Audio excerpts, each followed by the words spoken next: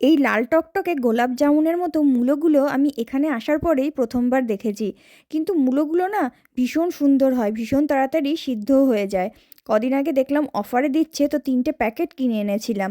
কিন্তু এই কয়েকদিন হয়ে গেছে, এবার তো রান্না করতে হবে। তো ভাবলাম সেজন্য তাহলে মূলো দিয়ে আর বড়ি দিয়ে একটা তরকারি রান্না করি।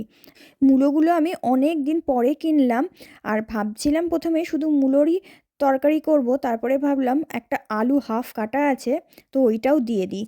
বড়িগুলো প্রথমে তেলের মধ্যে হালকা ভেজে তুলে রেখেছি। তারপর সর্ষের তেলের মধ্যে একটু গোটা জিরে আর একটা শুকনো লঙ্কা ফোড়ন দিয়ে আলুগুলো একটু ভেজে নিয়ে তারপর এই মূলোগুলো দিয়ে দিয়েছি। আর তার মধ্যে তো নর্মাল নুন, হলুদ, ধনে গুঁড়ো, জিরে গুঁড়ো এইটাই দিয়েছি। কিন্তু ওই একটা শুকনো লঙ্কা ফোড়ন দেওয়াতে এটাতে একটু ঝাল হয়ে গেছিলো। ব্যাস, বিনি আর খেতে চায়নি। আর এদিকে করেছি আলু সিদ্ধ, ভাত, আর ডালটা তো ওদিকে হচ্ছে সিদ্ধ। আর তার মধ্যেই মূলোটাও হয়ে যাবে। তো মূলোটা এইভাবে রান্না করেও দেখলাম ভীষণ তাড়াতাড়ি সিদ্ধ হয়ে যায়। আর আমি কি করি, পালং শাক করার সময় যখন পাঁচমিশালি সবজি দিই, তখন তার মধ্যেও মূলোটা অনেক সময় দিয়ে দিই। ব্যাস, আমার রান্না এদিকে কমপ্লিট।